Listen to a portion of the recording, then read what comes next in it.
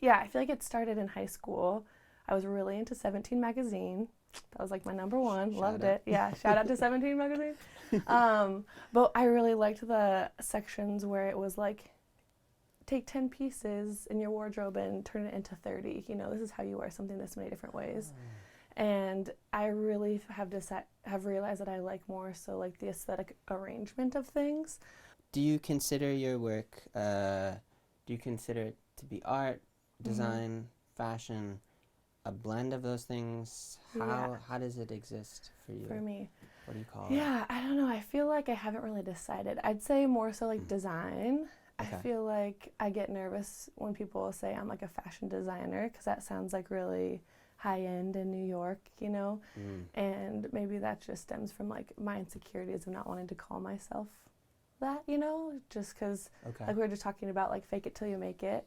And I always feel like I'm still faking it and figuring things out all the time. And I feel like a lot of times I guess kind of a good example of how I like am inspired by something or like to think about things and turn it into clothing would be a school project I had in college.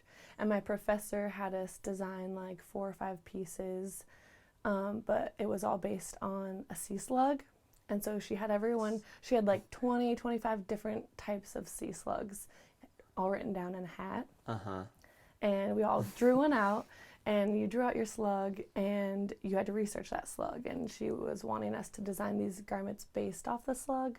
But she was saying, I don't want you to just, like, if your slug is, like, orange and brown, I don't want you to just make orange and brown clothing. Like, think about, like, is it a bottom feeder? Or, like, what types of food or things does it eat? Or how does it prey or mate or whatever? And then take those, like, less physical things or less, like, less literal and then turn it into something literal, or if I don't know if that makes sense, but just kind of that process of taking something that doesn't necessarily look like a design or like seem obvious and then like tweaking it to become that. Right. So it's similar almost to the slug, I suppose. Question of like, how do you incorporate like maybe just can you speak to the jumpsuit as an example of that? So I'm really curious about that. I guess my slug for my whole like inspiration for my line is just kind of like vintage workwear in general. And so I feel like I found myself most inspired by like going through my dad's old stuff, you know, and he has the coolest like hunting gear and outdoor gear from like the 70s and 80s when he was living in Yellowstone and working there. And so kind of like bringing that back and bringing that kind of, you know, like workwear or like outdoor gear into like the streets and turning it more into like street fashion and more like day-to-day wear versus just outdoor gear. For the jumpsuit in particular, I think I just was thinking about like, I mean, I love denim on denim on denim everything and denim jumpsuits and whatever. So, and I just was thinking about with kind of like workwear lines in mind, what I would want to wear and something that would be like very, very wearable. Well, this is going to get into like the whole other side of the line and inspiration, I feel like, which is creating clothing that is like modest and comfortable and easy to wear and simple, but it still makes you stand out and feel really unique. Because I feel like there's so much clothing out there right now, especially for women, that just like overly sexualizes women, and it's hard to find clothing that you feel like really good and you stand out in without it being like really revealing or showy or short or see-through or whatever. And so I wanted to create clothing that would make you feel that special or that's like stand out that much without having to like be sexualized or whatever. Not saying that if you wear clothing that is more revealing or whatever that you are looking for that at all, but I think women are just like wanting to stand up for themselves more now and like be vocal about it. You know, once I feel like a lot of times it'll be like really randomly an idea will come to me and then I'll just like have my little notebook or whatever I have in front of me and start sketching out some ideas and get excited about it. Or sometimes I'll have like a vague idea and then sketch like a bunch of different variations until I find what I'm looking for. And then because a lot of my clothing is really based off of workwear, I primarily work with like denim and different canvas and linen, and so I kind of try to stay like within that fabric like family, like texture family, and also I have certain colors I like. I really like neutrals, like and like that medium wash blue and like camel tan. However, I have had moments where I have explored pink and things like that, and realized I was like, what am I doing? That's not me at all. My vibe and kind of mission of like quirky cool. I want to keep things quirky and cool, and I really want to like portray like the awkward yet confident girl. I feel like I moved back here for like the lifestyle and the community, and not necessarily on how it would affect like my clothing line. So they weren't like super correlated necessarily. I think one thing about coming back here is I wanted to bring more education and exposure to like the slow fashion movement and like slow living, and wanted to open like a really curated lifestyle shop hopefully here soon, and just start teaching people about what it means to like purchase things that are ethically produced or sustainably made, because I totally understand that buying things from independent designers is like not everyone can do that. Like not everyone can buy a $250 jumpsuit. I can't even like afford my jumpsuits, you know. I think people here, because they haven't been exposed to some of this more like unique, quirky, like my stuff is not like necessarily everyday wear for everybody. And so people kind of, I think it takes some time to like view it and see it for what it is and understand it. How do you approach this like artistic persona that seems to occur with artists? Well, I think I'm really glad that I made this decision to have my brand not be my name.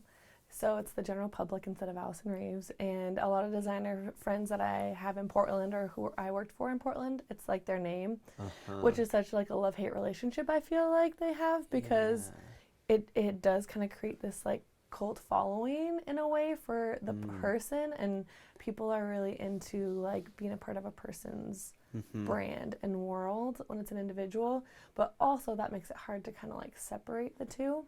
And I think there's certain things that could make me like look more Montana that I steer away from. I have done a flannel jumpsuit, but an example would maybe be flannel, you know, or just like and you can do Montana without it being kitschy. I just feel like it's hard to do like streetwear and Montana and not be kind of kitschy or cheesy, you know. It has to be like truly authentic and like true workwear, which my stuff isn't. It's like streetwear inspired by workwear. Like I wouldn't go to a sawmill and work in my jumpsuit probably, you know. Like maybe, I don't know. If it was made of tin or right. Yeah. But your work is Montana. But it just doesn't have like the elk rack on the back and a trout stream or whatever. Yes, exactly. Primarily, I feel like all my stuff has been made for women, but I've been trying to kind of gap this like unisex bridge, and I think a lot of brands are trying to do that right now, which is harder than I thought it was going to be, you know. I think fit in general for like one gender is hard to master, let alone like making something that fits everybody. But I think with the simplicity and the modesty, and like my silhouette is very like boxy and oversized, it's like pretty neutral.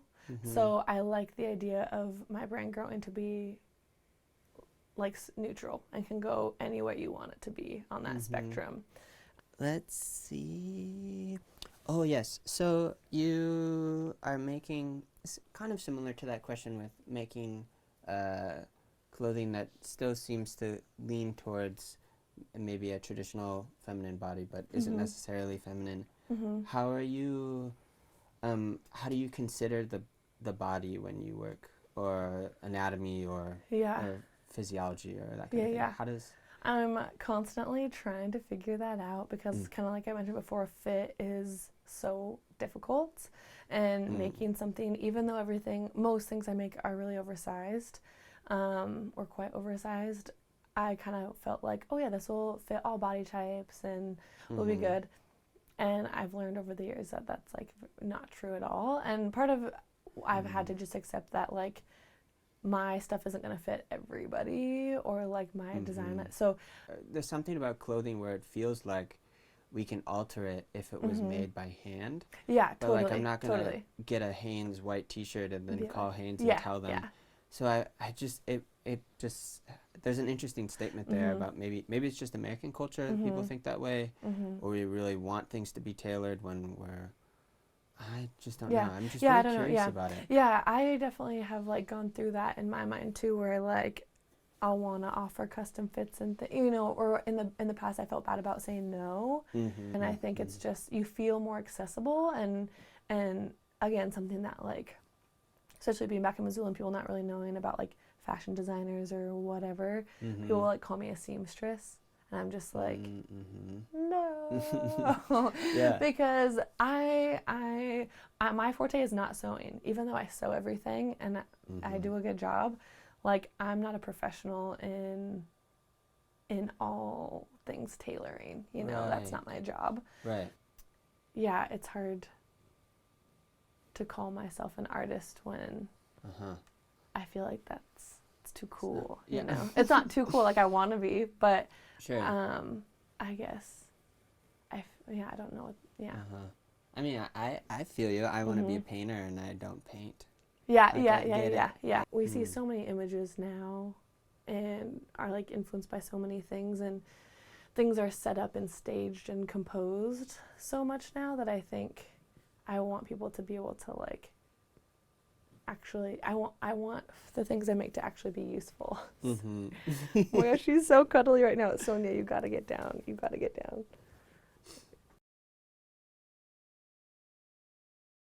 You know, we all like do awkward things and are embarrassed or get food stuck in our teeth or trip on the sidewalk or whatever.